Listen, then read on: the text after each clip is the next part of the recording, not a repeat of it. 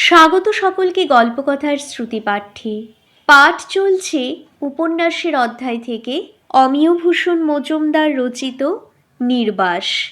আজকের পর্বে আপনাদেরকে পাঠ করে শোনাব নির্বাস উপন্যাস থেকে অধ্যায় 6। আর দুদিন। খবরটা এখন সকলেই জানে। কিসে যাবে? ইভাকুয়েশন কাকে বলে জানো? সেবার রেঙ্গুনে হয়েছিল। যত রকম যানবাহন আছে সব, যে কোনো জিনিস হলেই তা কাজে লাগবে। চাকা থাকলেই হলো। ঠেলাগাড়ি তো গাড়িই বটে। হাসপাতালের চাকা লাগানো ভাঙা খাটও যেন গতির আধার হয়ে উঠবে। অথচ এই বেয়ারা রকমের রসিকতায় হেসে উঠবার মতো মনের অবস্থা থাকে না, বরং যেন করণীয়ের ইঙ্গিত মনে করে অস্বস্তি ভোগ করতে থাকে। আর নানা আকারের চাকার সেই কর্কশ ভাষণ উৎক্রোশ চিৎকারের মধ্যে দাউ দাউ করে জ্বলে ওঠে নানা দিক। এখানে আর তেমন কি চলবে? কিন্তু এসব চিন্তা করার চাইতে কাজকর্ম নিয়ে ব্যস্ত থাকাই উচিত মানুষের। মহিলা সমিতির কেন্দ্রীয় দপ্তরে যাওয়ার কথা অনেক দিন থেকেই।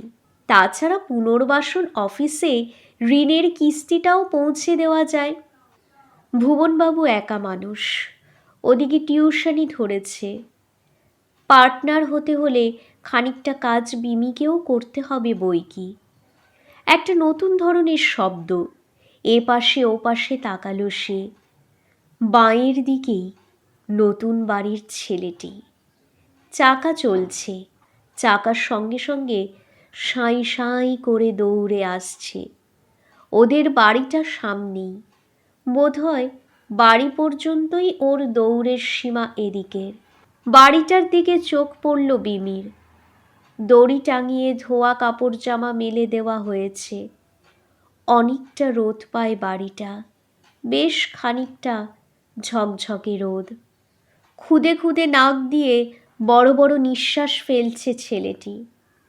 হাঁপিয়ে উঠছে, কিন্তু থামল না তো। বোধহয় বিমিকে প্রতিযোগী কল্পনা করে নিয়ে তাকে ছাড়িয়ে যেতে চায়। কিন্তু এত হাঁপিয়ে পড়েছে তা পারছে না, কিংবা বোধহয় চাকাটাকে নিজের কায়দায় রেখে যে কোনো গতিতে চলতে পারার পরীক্ষা করছে। ছেলেটির পোশাক পরিচ্ছদে কি অযত্নের ভাব? আজ হয়তো ওদের বাড়িতে কাপড় কাচার দিন, যা তা একটা পরিয়ে দিয়ে ভালোগুলো সব কেচে দিয়েছে। কিংবা এমনও হতে পারে এই দুরন্ত ছেলেটি দুদণ্ডেই সব ময়লা করে ফেলে আর মাকেও পরোয়া করে না। ঝাঁকড়া ঝাঁকড়া চুল মাথায়, পরিশ্রমী মুখ লাল হয়ে উঠেছে। কিন্তু ছেলেটি আবার পিছিয়ে পড়ল, চাকা ঘুরিয়ে আবার ছুটে চলল। ওদের বাড়িটা পার হলেই খোলা জমিটুকু। তাহলে এ জমিরও মালিক আছে। চাষ হয়েছে যেন, সবটা নয়। যেখানে জমিটা খুব নিচু সেখানে বোধহয় এখনো জল আছে। কচুরিপানার জঙ্গলও। এরপরই গুদাম। টিনের দরজাটা আজ খোলা। একটা গরুর গাড়ি দাঁড়িয়ে মাল নিচ্ছে। এরকম সব গাড়ি দূরে দূরে নিয়ে যায় পণ্য। আর কিছু এগিয়ে গোদামটার উল্টো দিকে বস্তি শুরু। এই বস্তির মধ্যেই পথের ধারে পশ্চিমা মুদির রেশনের দোকান। একটা ধান ভানার কল বসিয়েছে যেন।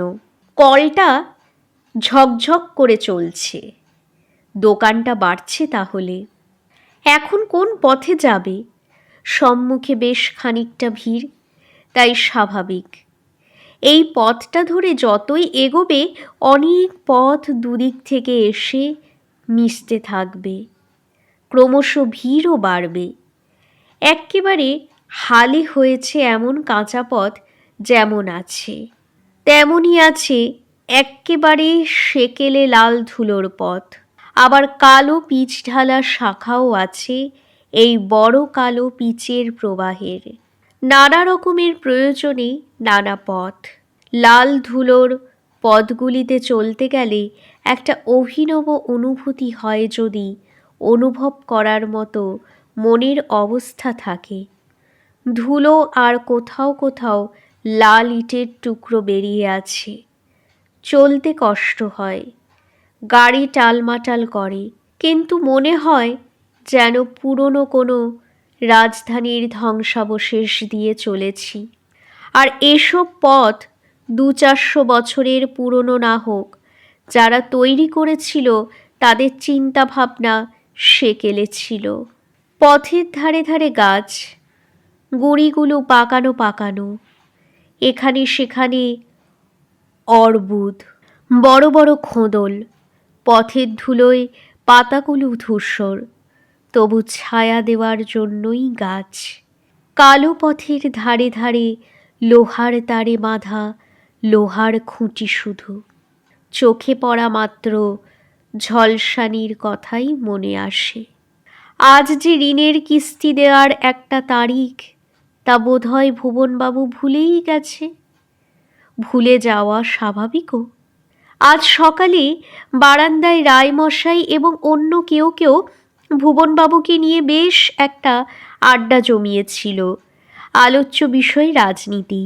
দু একটা কথা ভিতরেও ভেসে আসছিল। মনে হয় রাজনীতি যেন একটা নদী, যা প্রবাহিত হচ্ছে। বাঁধ ভেঙে নতুন কোন পথে যাবে, তাই যেন জল্পনার শেষ নেই। তখনই মনে হয়েছিল ভুবনবাবু হয়তো ভুলে যাবে, তা গেলই বা। গলা শুনে মনে হচ্ছে সে একটু স্বাভাবিক হয়েই কথা বলছে। আলাপ থেকে এটাও বোঝা যায় ভুবনবাবু ক্রমশ এ পাড়ার বিশিষ্ট একজন হয়ে উঠছে। বাইরে ভুবনবাবু, আর ভিতরে সে। জীবনের উপমাই যেন। ভিতরে শূন্যতা, বাইরে যতই কোলাহল থাক। একটা শূন্যতা, বুক চলতে চলতে হঠাৎ ধক করে থেমে গিয়ে আবার চলার আগে যে শূন্যতা অনুভব হয়, এই উপমাটা তখনও মনে জাগেনি। একটা দীর্ঘ নিঃশ্বাস তখনও পড়েছিল, এখনও পড়ল। কালো রাজপথ ছেড়ে দিয়ে এ পথেই এসে পড়েছে সে তাহলে। এরকম একটা পথের ধারেই সেই বাগানবাড়িটার ধ্বংসাবশেষ ছিল। সেখানে অন্তত 7 দিন ছিল মরণচাঁদের দল।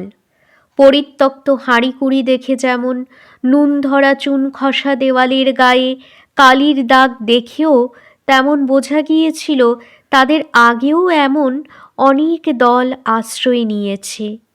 সামনের এই জঙ্গলটার আড়ালেই বোধহয় সেই বাগান বাড়ি। এটা বোধহয় পিছন দিক। তাহলে সে তার পল্লী থেকে অনেকটা দূরেই এসে পড়েছে ইতিমধ্যে। প্রায় 7 দিন লেগেছিল এই বাগান থেকে ক্যাম্পে পৌঁছতে। একরোষ কিন্তু 7 দিনের পথ।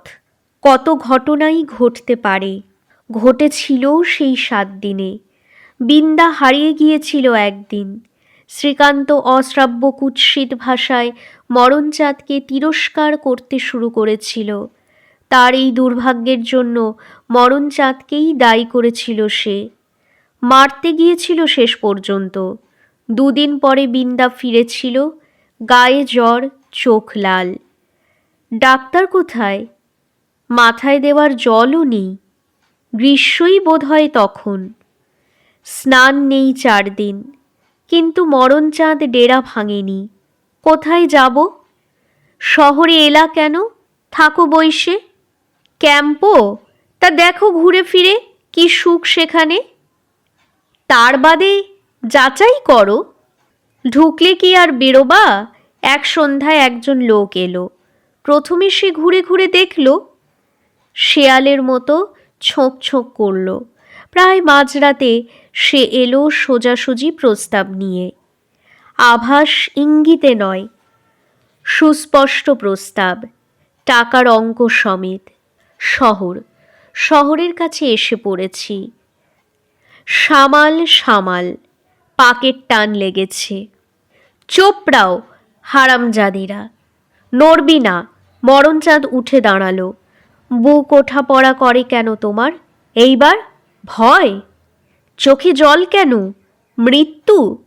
হঠাৎ ঝাঁপিয়ে পড়ল মরণচাঁদ লোকটার উপরে। বিমি হাঁটতে লাগল। এক মুহূর্তেই মরণচাঁদকে দুমড়ে মুচড়ে রেখে লোকটা গা ঝাড়া দিয়ে চলে গিয়েছিল। পরাজয়। দলপতির পরাজয়ের পরেই ক্যাম্প। মাথা নিচু করে ক্যাম্পের দিকে চলেছিল যেন দলটা। মরণচাঁদকে কেউ আর পথের কথা জিজ্ঞাসা করেনি। ন্যায় অন্যায়ের সঙ্গে হার জিতের কোনো সম্বন্ধ নেই। এই পৃথিবীতে বিমি এটাই বহুবার ঘটেছে, যাকে ন্যায় বলো তারই পরাজয়। পরাজয়ই হয় জীবনে। প্রশ্নের উত্তর পাওয়া যায় না, জীবন ফাঁকা হয়ে যায়। তাড়াতাড়ি হাঁটতে শুরু করলো বিমলা। আর এবার মরণচাঁদের দলও থাকবে না এই দণ্ডকারণ্যের পথে। একটা বুড়ো গরু ধীরে ধীরে চলছে, হাড় জিরজিরে। এত ধীরে ধীরে চলছে সেটা যেন চলার জাবর কাটছে। অনেক চলেছে সারা জীবন, এবার জাবর কাটতে থাকবে। একটা বড় ঘুমের আগে যেন তন্দ্রা এসেছে তার আলস্যের। কোনো কথাই যদি সত্যি হয় তাহলে সেটা এই যে সে কিছুতেই আজ চিন্তা করবে না। পথের বাঁ দিকেই চোখ পড়ল। পথটা পরিচিতই বোধ হচ্ছে। এ গাছটাও হয়তো তা হবে। গাঁট গাঁট বাঁকা তেরা। মরা গুড়ির গা থেকে সরু সরু কয়েকটা ডাল বেরিয়েছে। শুকনো কাঠ কাঠ। কাঁটাও দেখছি সারা গায়ে। গুটি কয়েক পাতা আছে গাছে, তাও সরু ডালগুলির ডগার গাছে। আশ্চর্য ফুল, লাল থোকা থোকা ফুল। 4-5টি থোকা তো বটেই, সরু ডালগুলো যেন ফুল কটিকে তুলে ধরে আছে, যেন এ গাছের নয়, ধার করে আনা। কাঠি কাঠি ডালগুলোর মাথায় পরিয়ে দেওয়া। বর্ষায় একরকম হয়, অনেক উদ্ভিদ সাড়া দেয়, কিন্তু এখন বর্ষা কোথায়? ফাল্গুন যায় যায়, জরাজীর্ণ ব্যর্থ আরেকটি বৎসর প্রায় শেষ হয়ে এলো। এক ফোঁটা বৃষ্টিও নেই। গাছটার গোড়া থেকে মাঝামাঝি অবধি সুরকির রং লাগানো, ধুলোয় হয়েছে। কিন্তু এ ফুল প্রসবের প্রাণ কোথায় পেল? এই নতুন হয়ে ওঠা? কি করবে সে? নারী শিল্প সমিতির অফিসে যাওয়া যায়, বেলা 5টা অবধি কাটিয়ে দেওয়া যায় সেখানে। ফর্ম নিতে এসেছি তাই ভাববে। তাছাড়া নারীদের সমস্যা আছে, তুলে ধরলেই হলো। মাদার বোধহয় গাছটা। ওর অত্যন্ত ভালো একটা নাম আছে, মন্দার। সৌদামণি আর অভিমন্যুর মতোই। তাহলে বলতে হয় মন্দারের মতোই তারা চ্যুত স্খলিত। মন্দার যা নাকি স্বর্গের, কিন্তু কি সুন্দর যে লাগলো আজ ফুলকটিকে। আর সৌদামণি বলেছিল অমন শক্ত আঁশাশ যার চামড়া, অমন নরম ছেলে তার বুকে জন্মায় না। এই মন্দারের কাছে ডেকে এনে দেখাতে হয় সৌদামণিকে। বসন্ত এসেছে তা কি বুঝতে পারছো? কিন্তু ফুল ফোটানোর সবকটা ঋতুকে পার হয়ে এসে এই ক্ষণস্থায়ী চপলতার কাছে আজ ক্ষণিকের জন্য ধরা দিল এই মাদার। কোকিলের ডাক নেই, শিহরিত হয়ে ওঠার মতো পল্লব নেই, তবু যে ফুল ফুটল, কি রক্তিম তারুণ্য তার। সৌদামণির মাসির কথা তুলে লাভ নেই। তার মাসির কথা সেই সবচাইতে ভালো জানবে। তবে তার যুক্তিটাকে এই মাদারের তুলনায় আর জোরদার বলে মনে হয় না। অন্য কারো জীবনেও এরকম কিছু ঘটতে পারে। বিমি ঠিক যেন এখানে পৌঁছতে চায়নি, যেন এগিয়ে যাওয়ার পথ খুঁজবে। এদিকে আসুন, এদিকে দরজা। চিনতে পারছিলেন না তো? আমরা আপনার চলা দেখেই আন্দাজ করেছিলাম, নারী শিল্প সমিতির সভ্যরা বলল। তারপর কি মনে করে এলাম, বলল বিমি। ভালোই করেছেন। দেখুন মেয়েরা কেমন সুন্দর হাতের কাজ করেছে। বাটিকের কাজের কতগুলো নকশা এক্কেবারে নিজস্ব আমাদের। আর শুধু শখের জিনিসই নয়, বেতের চেয়ার টেবিলও বিক্রি হচ্ছে বাজারে। এক কথায় পুনর্বাসন। বিমি চোখ তুলল। মালতীরই যেন বয়োবৃদ্ধ সংস্করণ। অনেকদিন দেখা লোক, তুলনাটা আজ মনে পড়ে গেল। শুধু এর কপালে দগদগ করছে সিঁদুর, কালো মোটা চশমার নিচে গাল দুটিতে অনেক ভাঁজ। তারপর আপনাদের পাড়াতেই তো হলুদমোহন ক্যাম্প, কবে যাচ্ছে ওরা? কালই? সমিতি প্রধানা খুশি মুখে প্রশ্ন করলেন। যাবে? বলল বিমি। তা ভালোই হবে, মানুষের অসাধ্য কি? আর নতুন মাটি তো। কী জন্যে এসেছেন বলুন এবার? দেখাশোনা আর কতগুলি ফর্মের দরকার আছে। দর্জির কাজ, বেতের কাজ শিখবে। ফর্ম? শোভা, সব রকমের ফর্ম কিছু কিছু আনো তো। দণ্ডকারণ্য সম্বন্ধে আপনার মত কি? আমার মতের কি দাম? ভালোই হবে হয়তো। ওটা কি আর কাজের কথা হলো? আলোচনায় আসছেন না যেন। আমাদের বয়সে? শিল্প সমিতির কর্ত্রী খপ করে চেপে ধরল বিমিকেই যেন। বয়স? কি বয়স আপনার? 32-33? আমার 46 হলো। বুঝতে পারেন, মানুষ যদি উন্নতির চেষ্টা না করে। বিমি যখন বেরিয়ে এলো সমিতির দপ্তর থেকে তখন প্রায় 3টে হয়েছে বেলা দপ্তরের ঘড়িতে। হাঁটতে লাগলো বিমি। কিছু দূরে গিয়ে সমিতির দপ্তর থেকে আনা ফর্মগুলো তার হাত থেকে পড়ে গেল। পড়ে যেতে দিল সে, কিংবা তার মন তখন অন্যদিকে সরে গিয়েছে? সত্যি কেউ থাকবে এখানে? মানুষ কি নতুন কিছু করতে পারে? দণ্ডকারণ্য। বিশ্বাস করার চেষ্টা করল বিমি। মানুষ সেখানে নতুন হয়ে উঠবে। বিশ্বাসটাকে স্থির হতে দিল না যেন কেউ। মানুষ না হয় ফুল ফুটিয়ে তুলল, কিন্তু মানুষ কি মাদার গাছ? গত বছরের ফুলকে মাদার ভুলতে পারে? পারো তুমি? একটা অদ্ভুত কিছু করে বসল বিমি। আচমকা ঘটল। মনের অনেক গভীর তল থেকে কিংবা অনেক দূরের স্মৃতি থেকে কথা উঠতেই সে যেন অন্য সব কিছু বিস্তৃত হয়ে এই জেগে ওঠার ব্যাপারটাতেই কৌতুক বোধ করল। এক্লিজিয়াস্ট? তাই হবে। There's nothing new under the sun. কোথায় নতুন পাবে? মানুষ কি ভুলতে পারে? নতুন? মানুষের ইতিহাসে কি নতুন হয়ে ওঠার কোনো নজিরই আছে? বিবির মনে হলো কোথায় যেন মানুষের পুনরুত্থানের কথা আছে। কে উঠেছে? সার্থকভাবে ভালোবাসা, অদ্বেষ, তাই বোধ হয়। সেটাই একমাত্র নজির। ওরা জানে না কি করছে ওরা। ক্ষমা করো। দীর্ঘশ্বাস পড়ল বিমির।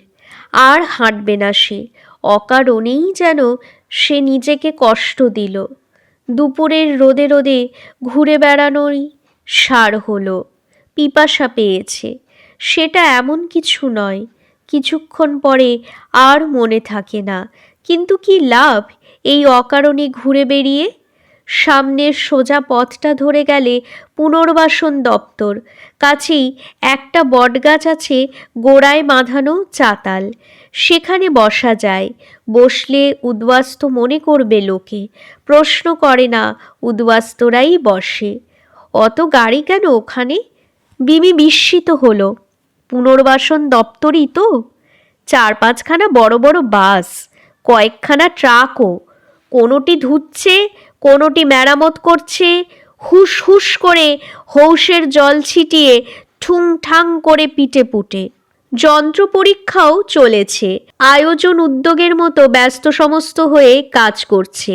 মেরামত কারখানাই নাকি হয়েছে ওটা। অনেক ছুটোছুটি করে এসেছে বাসগুলো, তাই মেজে ঘষে ধুয়ে পুঁছে যত্ন আত্তি করে ওদের যেন তোয়াজ করা হচ্ছে। উদ্বাস্তুদের জায়গাতেই বসেছে বিমি।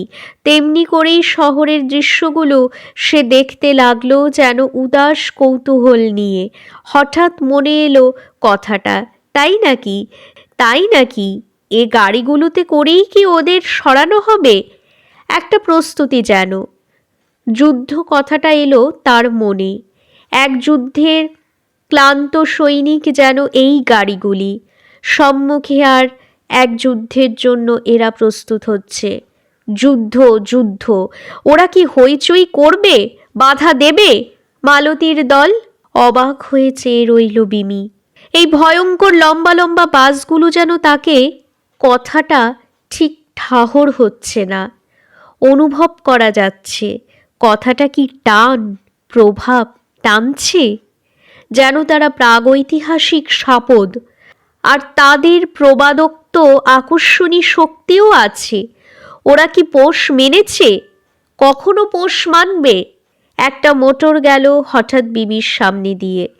এক মুহূর্তের জন্য বাস ও ট্রাকগুলো আড়ালে পড়ে গেল।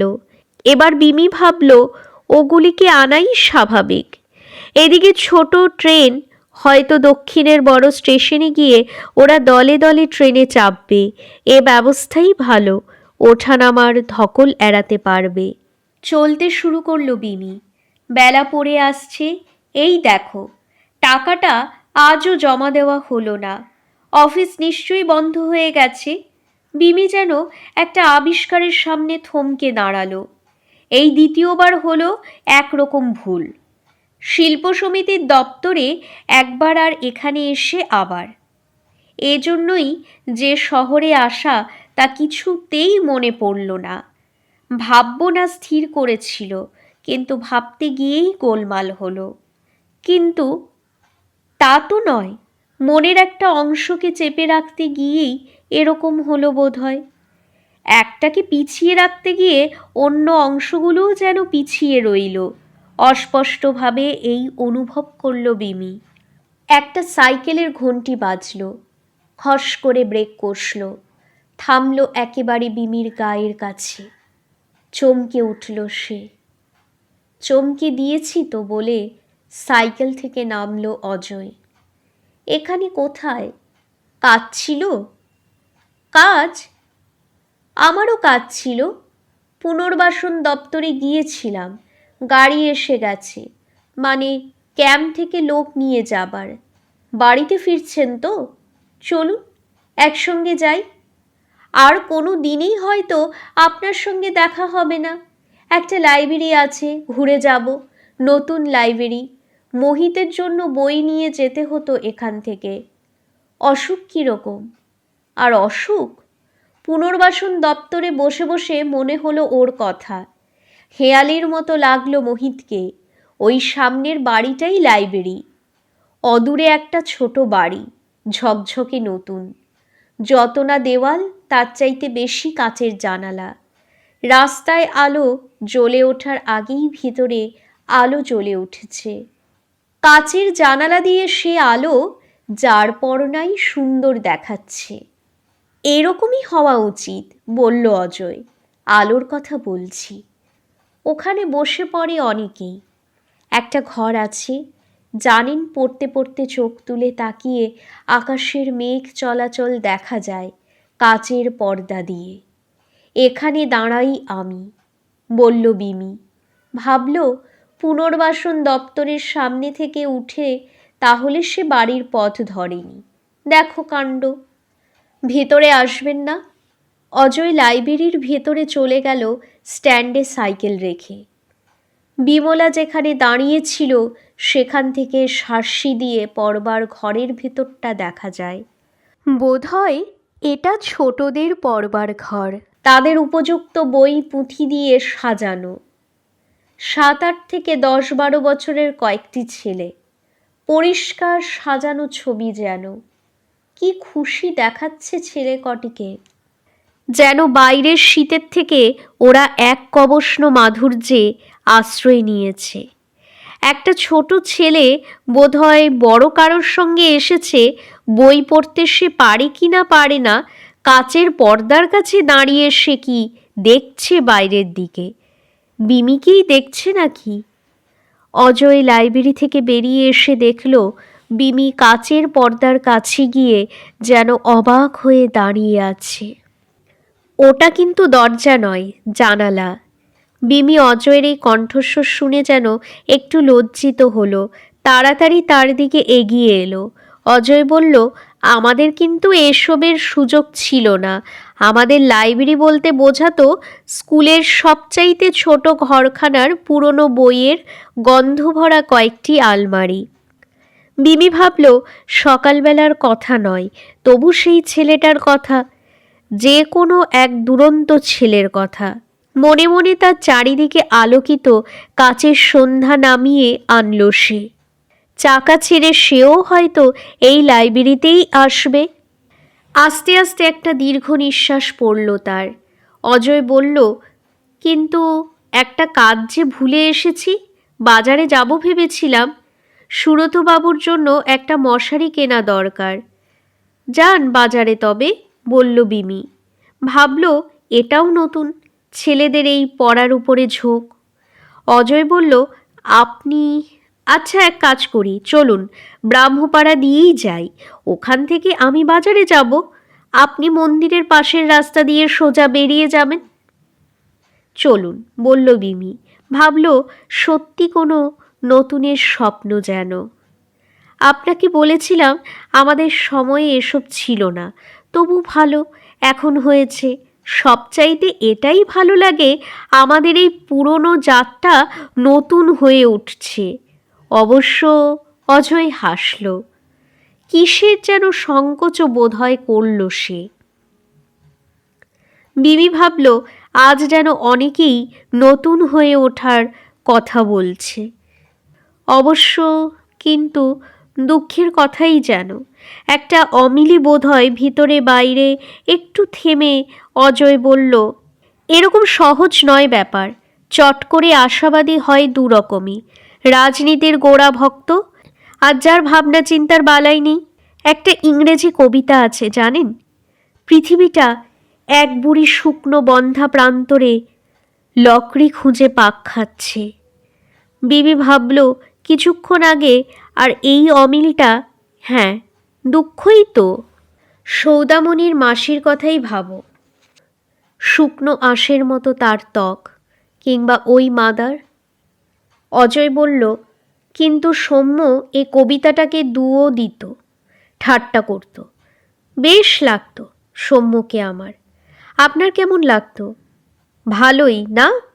না, চাকরি করে দেওয়ার কথা বলছি না, সে ও অনেকের জন্যই করতে পারত। আমাদের সঙ্গে মানে আপনি, আমি, মোহিত, আমাদের সঙ্গে ওর একটা অন্য সম্বন্ধই গড়ে উঠেছিল। বিমি ভাবল এখনই যা হলো তা থেকে বলা যায় তার বুকেরই কিছু দোষ হয়েছে। ধক করে থেমে গিয়ে আবার কিছুক্ষণ পরে চলতে শুরু করলো। উদ্বাস্তু জীবনের এটাই বোধহয় স্থায়ী চিহ্ন থেকে গেল, বুকের এই রোগ। অথচ বাইরে থেকে এখন তাকে স্বাস্থ্যবতীই মনে হবে। বলল সে, যাবেন? এখান থেকেই আপনি বাজারে যেতে পারেন। তাও পারি, ব্রাহ্মপাড়াই তো ডান দিকে নয়? দুজনে একসঙ্গে যেতে পারলে আর একটু গল্প করা যেত। আচ্ছা, পথের উপরেই বিদায় নিচ্ছি। অজয় চলে গেল। সন্ধ্যা হয়েছে। ডান দিকে ব্রাহ্মপাড়া। এ পাড়াটা শহরের নতুন পাড়ার মাঝখানে হলেও প্রাচীন চারিদিকের তুলনায় একটা ছোট বাগানের মধ্যে একটা সাদা বাড়ি। মিটমিটে একটা আলো জ্বলছে ভিতরে। মন্দিরটাই বোধহয় কোনো কোনো সন্ধ্যার একটা বৈশিষ্ট্য আছে। আজকেরটি যেন হালকা খয়েরি রঙের, সব কিছু যেন সেই রঙে রাঙানো। শুকনো পাতা পায়ের তলায় মরমর করল। কে আর ঝাঁট দেয়? আগে বোধহয় মালি ছিল, আর বাগানও নেই এখন। একদিকে একগোছা বুড়ো পাম গাছ, আর দরজার পাশে এই নাগকেশর দুটি। নাগকেশরের শুকনো পাতাই পায়ের তলায় ভাঙছে। এটা যদি বসন্তকাল হয়ে থাকে, এখন নাগকেশরে কচি পাতা হওয়ার সময়ও। বিমি মুখ তুলে চাইল, কিন্তু দেখতে পেল না। নতুনের কথা বলতে গেলে এই মন্দির সম্বন্ধে তা যায়। ভুবনবাবুর সঙ্গে আলোচনায় এবং তারও আগে বাবার মুখে সে শুনেছে একটা জাতি নতুন হয়ে উঠেছিল। মন্দিরে প্রার্থনা হচ্ছে, আচার্য প্রার্থনা করছে। মৃদু আলোকে সামনের দিকে ৫-৬ জন উপাসক। হল বোঝাই সারি সারি ধুলিমলিন উঁচু ফাঁকা বেঞ্চ। এক সময় নিশ্চয়ই লোক হতো। বিমলার এরকম একটা ঝোঁক হলো কল্পনা করতে। উপাসকদের বেশিরভাগই আচার্যের আত্মীয়, আর আচার্য হয়তো কিছু মাসোহারা পায় প্রার্থনার শর্তে। দেওয়ালের গায়ে বিবর্ণ শালুতে লেখা ব্রহ্মের কৃপার কথা হরে নামৈব কেবলম। নতুনের জোয়ারটা চলে গেছে, বালিতে তার দাগ। পিছনের দিকে একটা বেঞ্চে বসল বিমি। হে ঈশ্বর, হে ঈশ্বর ক্ষমা করো, আচার্যের সুরে সুর মিলিয়ে ফিসফিস করে বলল বিমি। আচার্যের মন বোধহয় আজ কোনো কারণে বিষণ্ণ, কিংবা এই মন্দিরের আবহাওয়াটাই এটা। ক্ষমা করো। হঠাৎ বুকটা তোলপাড় করে উঠল যেন বিমির। কোলের উপরে রাখা হাত দুটিকে সে সংযুক্ত করল। প্রার্থনাই সে করবে, হে ঈশ্বর ক্ষমা করো। সব সময় কি বেঁধে রাখা যায়? কখনো কখনো চির খেয়ে যায় না বুকের বাঁধ? হাত দিয়ে চোখ ঢাকল বিমি। গোপন রাখা যায় না? হোক না হয় এখানে কারো কারো চোখেও। তোমার কথাগুলি এমন নতুন লাগে সৌম্য, লাগে সেটা তোমার খুশি হওয়া দেখে মনে হয়। কিন্তু আমার জানাশোনা কত দূর তা বুঝি জানো না?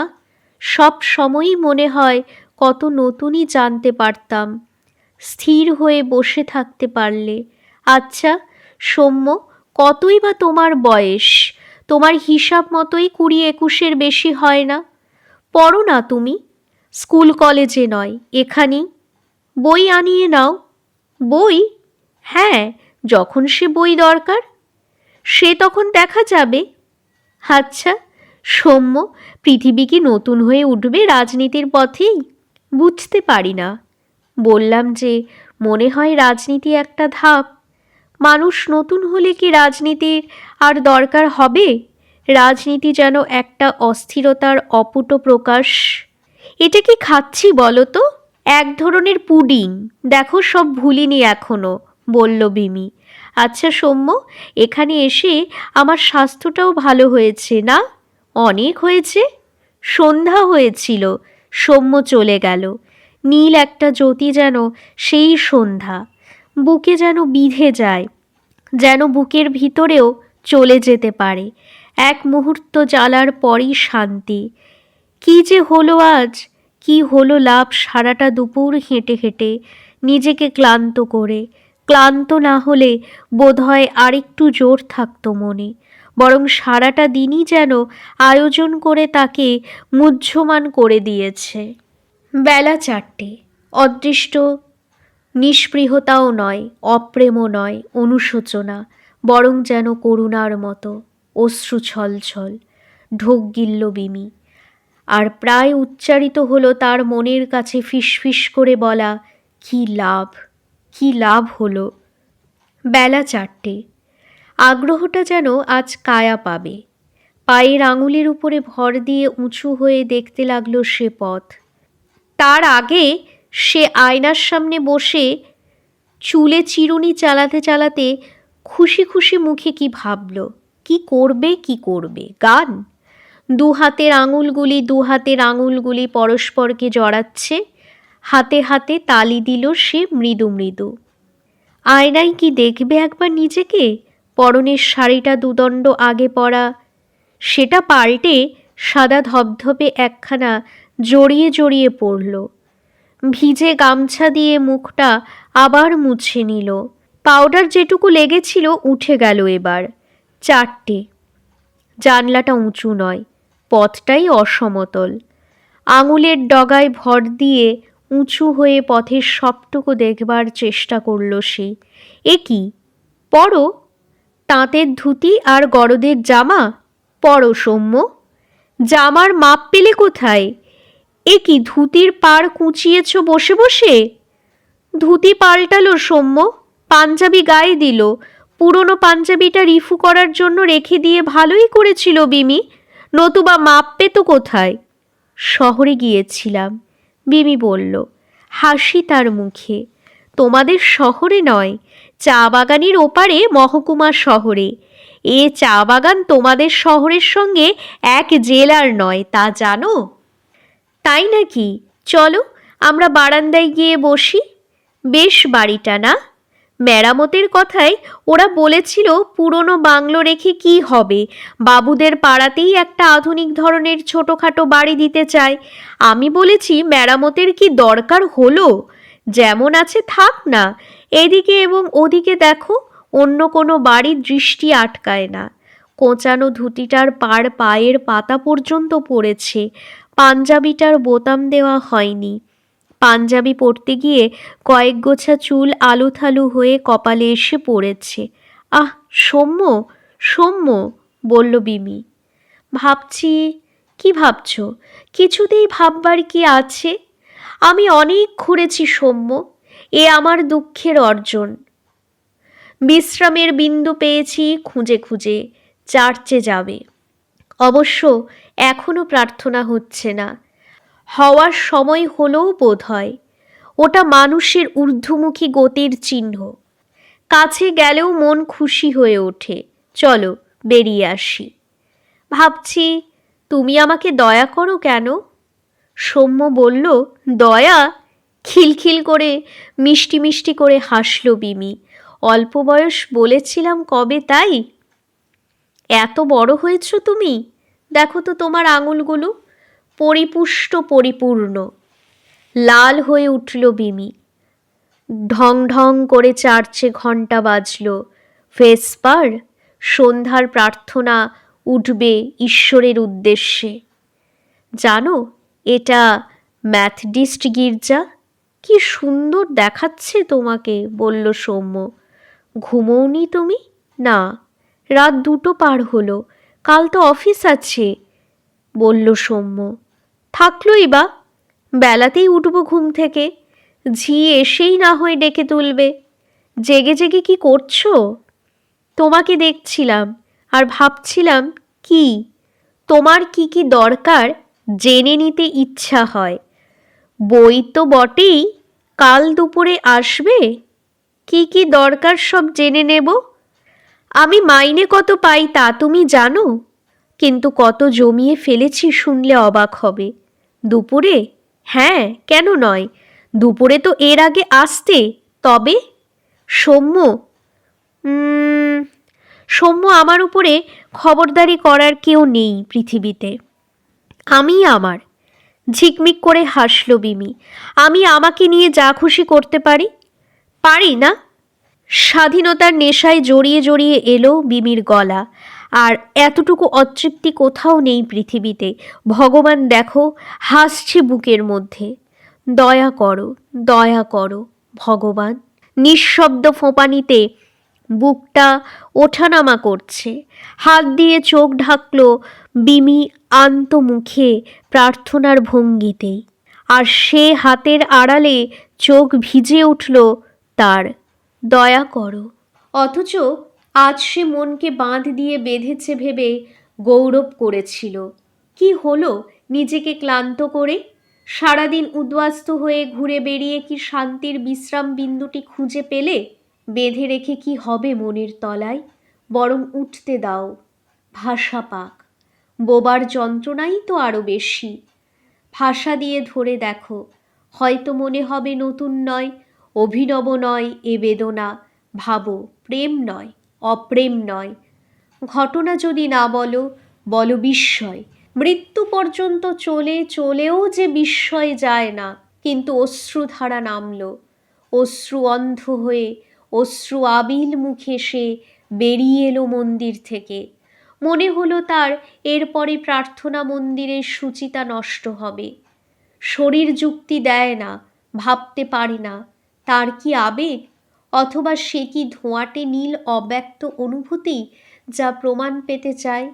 ভৈরবের ট্রেনে বিবর্তিত নারী শরীর আবার একত্র সুস্থ হয়েছে কিনা, অথবা তা কি এক লেডি ওয়েলফেয়ার ইন্সপেক্টরের এক লাল ছাদ, সবুজে দেওয়াল, ছোট্ট নিঃসঙ্গ একটি দোতলা কুটির, হয়তো যার উপরে সামনের বারান্দায় অর্কিড ঝোলে, টবে রজনীগন্ধা, যার শোবার বসবার ঘরের ঝকঝকে শাসি দিয়ে অ্যাকিসিয়ার লাল স্তবক, আর পাহাড়ের নীল ঢেউ, আর ছোট সরু খাটে সাদা বিছানা, আর সরু টেবিলে দাঁড় করানো কয়েকটি বই, আর মাসের শেষে নিয়মিত মাইনের খাম পাওয়া সেই একটি স্ত্রীলোকের যে 42 থেকে উদ্বাস্তু হয়ে হাজার হাজার মাইল হেঁটেছে। কিন্তু তার আগে বোধহয় ধর্মঘট হয়েছিল, কোথা থেকে কি হয়ে গেল, কিংবা বলো, বিমলা, তোমরাই তো প্রস্তুত হচ্ছিলে এই অশান্তির জন্যই। একেই তো তোমরা প্রাণশক্তির বিকাশ মনে করেছিলে, নিজেদের অস্থির সম্মুখ বেগের একটি প্রকাশ বলেই অনুভব করতে। সৌম্য, সৌম্য, কেন এলে তুমি? কি বলছো? তুমি যাও, যাও, পুলিশ এসে ছেয়ে ফেলেছে চা বাগান, শ্রমিকরা মারামারি করছে, তুমি যাও। আমি?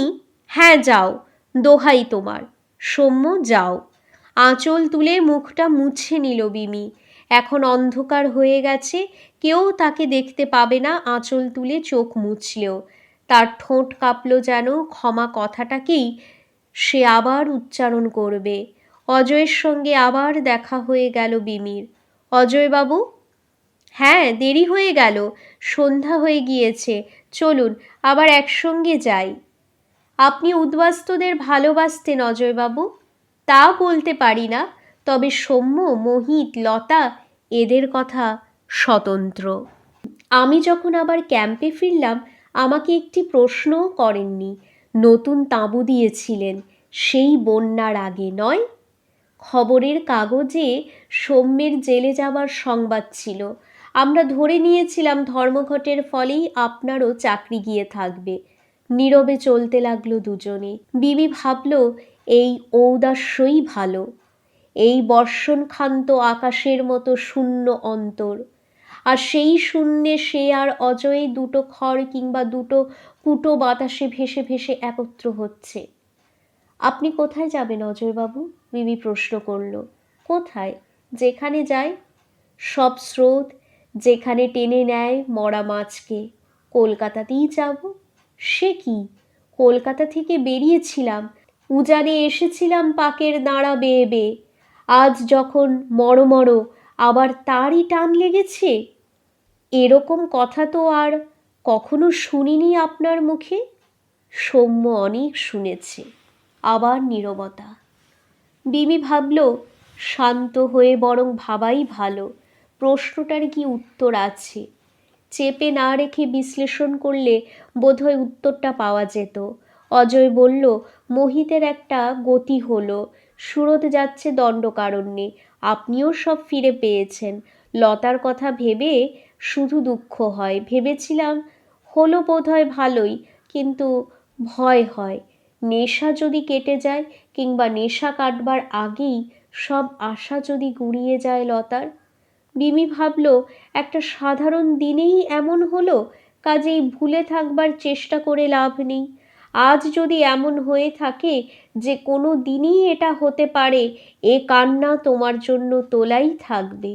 তাছাড়া ওটা তো একটা অতীত জীবন, ওকে কি আর ফিরে পাওয়া যাবে? আর পেলেই বা তুমি কি করছো? একটা দীর্ঘ নিঃশ্বাস পড়ল বিমির। অজয় বলল, মানুষের মনের বাঁধ কখন ভাঙবে তা বলা যায় না। সকালে আজ সুরথের বউ হঠাৎ কেঁদে কেঁদে ফেলল, বলল তার ছেলের কথা, বলল আমি যেন তার খবর করি মাঝে মাঝে, মাঝে মাঝে যেন তাকে সে খবর দেই। আমি মোটেই জানতাম না সুরথের ছেলে আছে। কি যেন বলছে অজয়, তবে অজয় এসে ভালোই হয়েছে, শান্ত করেছে তাকে। আর প্রকৃতপক্ষে ও চোখের জল কার জন্যই বা? কোনো ব্যক্তি বিশেষের জন্যই নয় বোধহয়। ঘটনাগুলোই তা যদি না হয়, বলো, তোমার কি সাহস আছে কোনো ব্যক্তিকে ফিরে পেতে? একটা ধূসর দিগন্ত যেন। মরুচিষার পিছনে ছুটতে ছুটতে বৃত্তাকার পথে পরিচিত সেই ভাঙা জলপাত্রগুলির কাছে পৌঁছে ভয় ব্যাকুল আর্তনাদ করে ওঠা।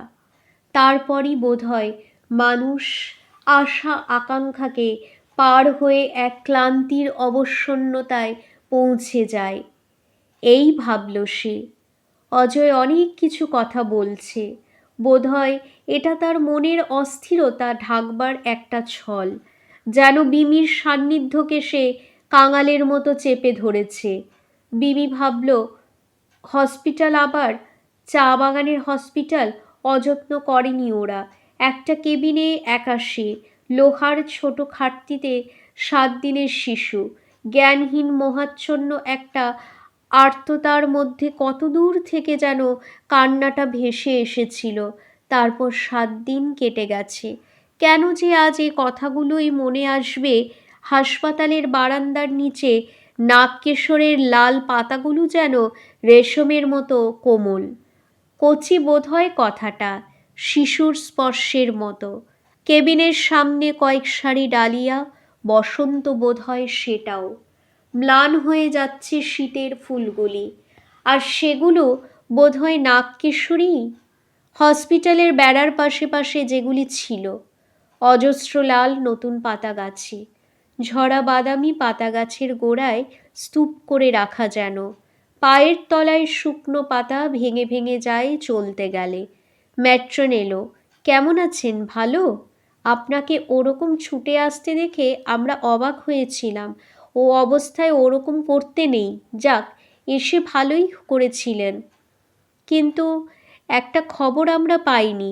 ম্যাট্রন কুণ্ঠিত হলো। নামটা বলবেন? হেঁয়ালি নয়, যে নামটা বলেছি ভুবনবাবু, আমার ভগ্নিপতি। মেট্রন সরাসরি চাইতে পারল না। না, সেও নয়, কিন্তু আমি কারো বিবাহিতা স্ত্রী নয়। সাবালিকাও বটে। হাঁপাতে লাগল বিমলা। বৃষ্টির অজস্র ধারার মতো বকে যাচ্ছে অজয়। ঠোঁট দুটিকে নির্দয়ভাবে দাঁত দিয়ে বিঁধে রাখল বিমি। ফোঁপানিটাকে চাপল গলার কাছে। বুকটা ওঠানামা করছে শুধু। ম্যাট্রন চলে গেল। কেবিনের বারান্দায় গিয়ে দাঁড়ালো বিমি। পায়চারি করতে লাগলো সে। চলতে তার কোনো দিনই দুর্বলতা নেই। রেঙ্গুন বজ্রযোগিনীর পথ তাকে শক্ত করে দিয়েছে। নাগকেশরের পাতাগুলি লাল, যতই দেখো ততই সুকুমার বলে বোধ হবে। লাল পাতাই ছিল। আর তখন বসন্তও বটে। কাচের জানালা ছিল হসপিটালেরও। জানালার ওপারে তার শয্যা। সন্ধ্যার আগেই মৃদু আলোটা জ্বলছে। সাদা ধবধবে বিছানায় বাদামি নরম কম্বল, লোহার ছোট খাট, যেন ছবি। ঘুমন্ত শিশুটি দুহাত তুলে রেখেছে মুখের সামনে। কোনো কাল্পনিক বিপদ থেকে আত্মরক্ষার ভঙ্গি নাকি ওটা। বারান্দায় পায়চারি করছে বিমি। একটু শীত শীত যেন করছে। জানলার ওপারে কবস্ন নিশ্চিন্ততায় সে ঘুমোচ্ছে। বারান্দা থেকে লনে নামল বিমি। আরও 2-1 রোগীও বেড়াচ্ছে তার মতোই। কম্পাউন্ডারের বেড়াটার তার এদিকে খানিকটা ছেঁড়া। বিমি কম্পাউন্ডের বাইরে এলো। পথ ধরে চলতে গিয়ে ফেরারি আসামির মতোই সে সতর্ক হলো। রাত হলো। হাঁটতে লাগলো সে। কোথায় যাবে? বাস্তুহারা কোথায় যায়? তখনও অজয় বলছে, দেখা হয়ে ভালো হলো। তেমন কিছু নয়। পত্রিকা বার করেছিলাম একখানা, সবাইকে দিয়েছি। আপনাকে আর সৌম্যকে দেওয়া হয়নি। আপনাকে দিয়ে যাব। এই পাড়াতেই থাকেন? মিমি ভাবল, কি সম্বন্ধ বলো। সে জীবনের সঙ্গে আমার। লাইব্রেরিতে গিয়ে এমন হলো, মন্দিরে গিয়ে এমন হলো, সন্ধ্যা হয়েছে বলে। কানাতের উপরে জল পড়ছে পিট পিট করে, জমছে জল। জলের ভারে কানাত কাত হয়ে ঝরঝর করে জল পড়ে অবশেষে। তেমনি যেন অজয়ের কথাগুলো শুনতে পেল বিমি। আচ্ছা, আপনার কি মনে হয় এই দণ্ডকারণ্যের প্রস্তাব না এলেও এমন হতো? লতুর কথাই, মানে চট করে একটা সিদ্ধান্তই যেন নিতে হলো তাকে এই সংকটে, তাই নয়? এই পথে যাবেন? নমস্কার। ভালো কথা মনে পড়ল। শুনুন, সৌম্যর একটা খবর দেওয়ার আছে। যোগাযোগটা রাখতে পারিনি। অবশ্য কি করেই বা রাখতাম। মাসখানেক আগে চিঠি পেয়েছিলাম। কোনো ঠিকানাই নেই চিঠিতে। শুধু ছাপ দেখে বোঝা যায় ওদেশ থেকে লেখা। কোন ওদেশ তা জেনেও লাভ নেই। লিখেছিল, অজয়বাবু কাল সকালেই বোধহয় রাজ অতিথি হব আবার। কতদিনের জন্য কে জানে। আপনাদের খবর জানতে ইচ্ছা হয়, কিন্তু ঠিকানা দিতে পারছি না। যদি অতিথিশালায় থিতু হয়ে বসে পড়ি আর সুযোগ যদি পাই, চিঠি দেব। বিমি সংবাদ মাধ্যমগুলো মনে মনে আওড়ালো। কিছু যেন অনুভব করছে না আর। এই রকমই সৌম্য। বলল অজয়, কি দরকার ছিল ও দেশে আবার পাড়ি জমানোর? কি দরকার ছিল সেখানে গিয়ে তাদের সমাজ নিয়ে বিবাদ করার? যাক, সেটা তার মাথা ব্যথা। আমার ধারণা হয় কল্পনাও বলতে পারেন যদি কখনো সে এদেশে আসে, হয়তো বাপ মায়ের খোঁজ করতে হলুদ মোহনে আসতেও পারে। আপনি কাছে রইলেন, যদি দেখা হয়ে যায়। হয় এমন দেখা আজই আপনার সঙ্গে হলো আমার, ওকে লতার কথা বলবেন, যদি কোনো হিল্লে করতে পারে, করে দেয় যেন।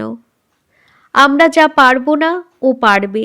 আর অবশ্য তা না বললেও চলে, বাপ মায়ের খোঁজ এখানে না পেলেও ও নিশ্চয়ই বোনের বাড়ি যাবে।